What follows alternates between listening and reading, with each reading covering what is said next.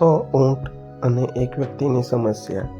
એક ગામ હતું. ગામમાં એક વ્યક્તિ હતો જેને લાગતું હતું કે તે હંમેશા કોઈને કોઈ મુશ્કેલીથી ઘેરાયેલો જ રહે છે.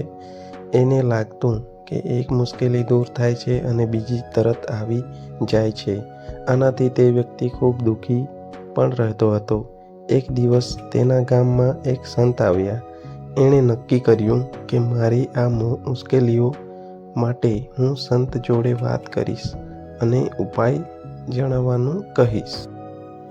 સાંજે ગામમાં સંત આવ્યા, પણ નવાઈની વાત એ છે કે તેમની સાથે 100 ઊંટ પણ હતા. આથી પેલો વ્યક્તિ સંત પાસે પહોંચે છે અને પોતાની વાત સંતને કહે છે. પેલા વ્યક્તિએ સંતને કહ્યું કે હું મારા જીવનમાં આવતી સમસ્યાઓથી ખૂબ દુઃખી રહું છું. સમસ્યા મારો પીછો છોડતી જ નથી. એક સમસ્યા જાય એટલે બીજી તરત આવી જાય છે. શું આપની પાસે આનો કોઈ ઉપાય છે? આ સાંભળી સંતે કહ્યું કે હું તમારી સમસ્યા સમજી ગયો છું. તમારી સમસ્યાનો ઉકેલ મારી પાસે છે, પણ એ ઉપાય હું તમને કાલે સવારે જણાવીશ. પણ આ માટે તમારે મારું એક કામ કરવું પડશે. ઉકેલ મળશે એ વાતની ખુશી સાથે તે સંતનું કામ કરવા તૈયાર થઈ ગયો. સંતે કહ્યું, જો મારી પાસે 100 ઊંટ છે, મારે કાલે તે આગળના ગામમાં એક વ્યક્તિને પહોંચાડવાના છે.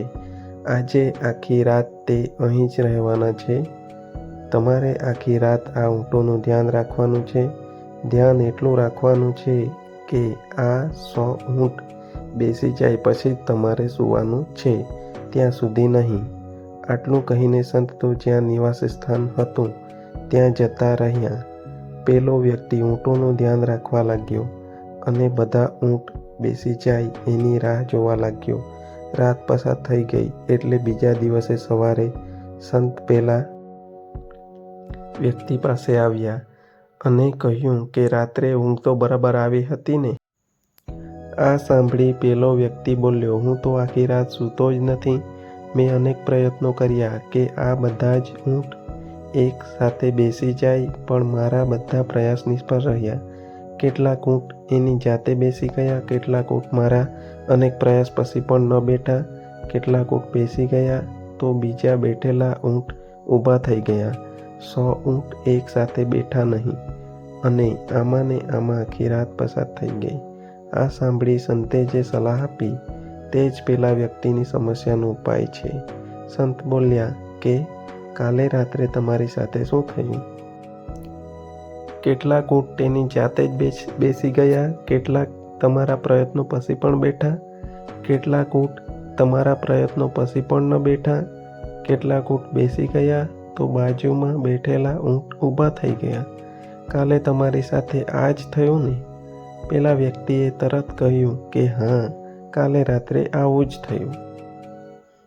સંત બોલ્યા કે બસ તમારી સમસ્યાનો ઉકેલ આમાં જ છે. જીવનમાં આવતી સમસ્યા પણ આવી જ હોય છે. કેટલીક સમસ્યાઓ તેની જાતે જ દૂર થઈ જાય છે, કેટલીક સમસ્યાઓ પ્રયત્નો કરવાથી દૂર થઈ જાય છે, કેટલીક સમસ્યાઓ પ્રયત્નો કરવા છતાં દૂર થતી નથી. એટલે સમજવાની વાત એ છે કે આ જીવન છે અને સમસ્યા વગરનું જીવન શક્ય નથી.